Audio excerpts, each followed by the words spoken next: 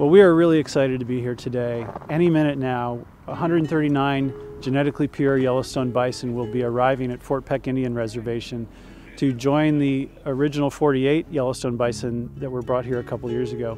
Together, there will be almost 200 Yellowstone bison, the largest wild Yellowstone bison herd restoration effort in the Great Plains. And this is just a momentous day for wild bison restoration.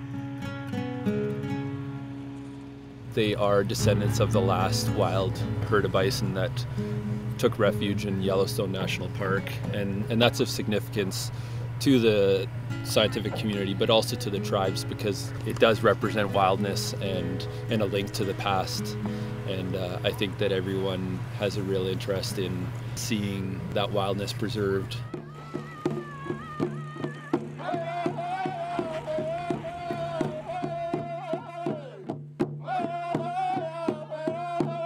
Most bison today are managed as livestock, and they are being semi-domesticated over time. They're not truly wild anymore. They're not allowed to be wild anymore. These bison are going to be managed as wild as is possible for the future to make sure that these bison maintain their wild characteristics and impact the land the way they once did.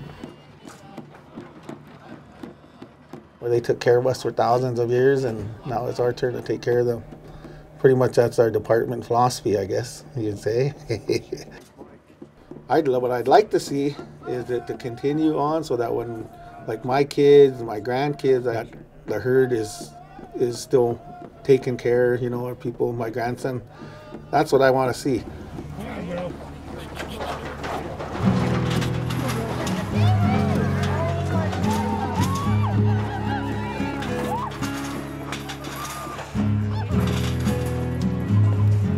The relationship between tribes and bison was one of sustainable use for eons. The buffalo economy really could be restored on reservations. You think about the vast grasslands that they manage and the opportunity that there is there for them to do so again.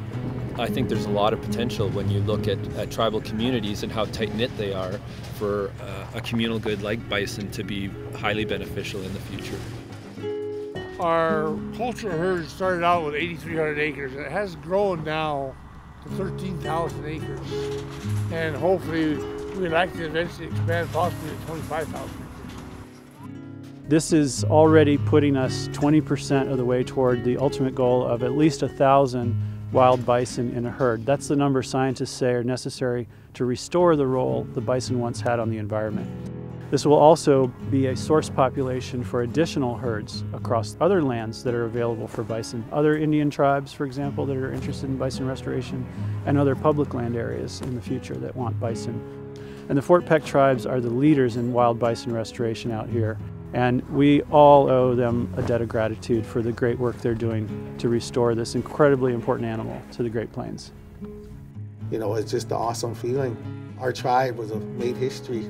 Could continue on this pure bison genetics for other tribes, and then we just keep passing on like a flower blooming. You know, all the tribes become involved, and pretty soon all the herds around the United States at different tribes, and everybody has pure bison genetics. This is a huge collaborative effort, and we're so thrilled to have been invited to be a part of it. The Fort Peck tribes have led this, but there are several conservation organizations out here working together. Defenders of Wildlife, National Wildlife Federation, World Wildlife Fund. Other tribes actually are also collaborating on this. And of course, Montana Fish, Wildlife and Parks that helped get the bison here today as well. Everybody is just coming together and working together because it's so exciting, it's so visionary, and its time has come.